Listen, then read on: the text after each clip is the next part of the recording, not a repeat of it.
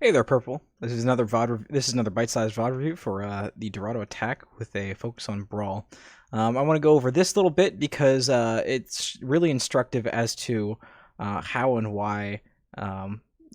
Again, we how again the the Brawl spear point works, and also a way that you can use Sombra to specifically help affect it.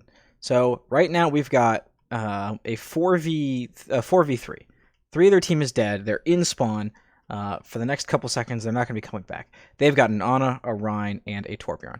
We've got an Ana, who is over here. We've got an... Wow. We've got an Ana, a Reinhardt, who is over here getting... who is going to go get a mega health pack to get in the fight a little bit. We've got a Reaper and a Sombra. So that's pretty favorable, even with spawns. I mean, even just with this, these people that are alive right now in this sort of devolved fight situation, we've definitely got the upper hand. We've got an Ana to heal our DPS back up while our Rein comes back. The Reinhardt just did not hit the Earth Shatter on the Reaper. The Reaper did a good job of avoiding that. So now we can come back and we can get the win, right? Let's see how this plays out. Good anti-nade, hits the Reinhardt. The Torbjorn goes in to aggress onto the Ana. The Torbjorn goes in to aggress on the Ana. Ana hits a great sleep dart onto him. Meanwhile, our Reinhardt is coming back. Him and the Rein charge into each other, and the Rein is just... When they wake up, the Rein has an Ana on him. The Rein gets nanoed. All the focus is on the Torbjorn, and our Reinhardt doesn't have a shot. Our Reinhardt just goes down, and that totally tips the fight for the next little bit in their favor. Now, why was our Rein in such a precarious position? Well, if we go back a little bit, there's two parts. One is that the call needed. I think the call needed to be made to not just charge at the Rein, to return to our Ana. Our Ana should see the Rein at critical and say like, "Hey Rein, come back to me. I can heal you." But let's go. All right. So their Torbjorn goes for our Ana. Our Ana has the option to background this cart and does, and says, "Okay, guys, there's a Torbjorn sleeping on me." But now, what this gives us a perfect opportunity to do is hey, our Ana has line of sight for them. We've got four characters. They've got, right now, for the next couple seconds, this is a 4v2. And that's when we need to put our foot on the gas pedal. I'm going to put this at half speed. What Golden Flame does as Sombra, though, is goes and hacks the Sombra. Our Reaper runs back towards our Ana, and our Reinhardt charges in, and gets mutually stunned. So now we've got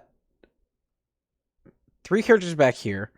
None of them are looking at our Rein, who is in desperate need of help, and the hack goes on to a sleeping Torbjorn that I believe has already overloaded. But even if he didn't, what does that accomplish?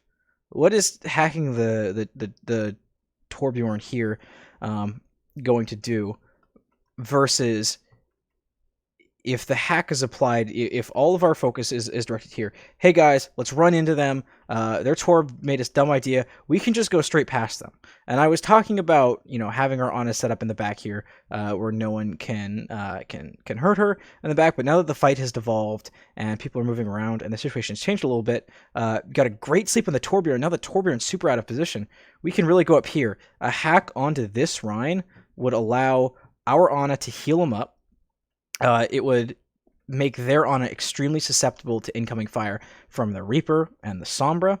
And if that Ana goes down, then the Rein most assuredly does soon afterwards. And then you can turn your attention to this Torbjorn, this lowly Torbjorn in the back, who, if they're really good, maybe they get a headshot on the Ana and you guys are down. But you win the fight. If our Ana has bio grenade up in a couple seconds, then you're good. You know, that's an extra 100 health. You've got a lot of people here. The Torbjorn's not going to be a huge threat against a bunch of you. But because the focus isn't here, the focus is on the backline, and not with helping the Rein, attacking the people that are pressuring your Rein, letting your Rein provide pressure onto the enemy, and trying to alleviate pressure onto him. This could, I mean, and this applies in a lot of scenarios. In the previous scenario where the Genji nano-bladed, hacking the Genji, letting the Rein shatter him, and then letting the Rein contract to you guys, taking care of the Torb for the Rein, and then pushing forward with him. In this case, using those Sombra abilities, perfect opportunity. Rein can't shield. He's as good as dead. But the rest of our team is looking backwards because we're not engaging with the Rein. Now, whether our Reinhardt should come back to our team so that our team could kill the Torbjorn first, or get really aggressive, go into this charge, this charge isn't a terrible idea. Just based on the map geometry, if their Rein doesn't charge, he's really relying on the Ana to hit a sleep dart. Otherwise, he goes off the edge, and that's a nano difference that is completely neutralized for them. It puts you guys in a great spot. So, but without sticking on the Rein, without using our abilities to come help, that hack applied there would have won the fight if applied here. So, again, the central themes here are supporting your Rein, and in this case, how are you using your hacks? If you can use your hack to hit the Rein, that's one of the most impactful hacks you can get. If you're looking for ultimates that they're going to come in, you can play defensively, play around your healers, and get hacks on them. But I think in this situation, the sleeping Torbjorn wasn't the right call. So playing with again, I'm just going to keep hammering this, playing with the Rein, being aggressive, hitting W into them, and supporting them is a big priority for this Brawl comp. So that's thank you for listening to this bite-sized VOD review.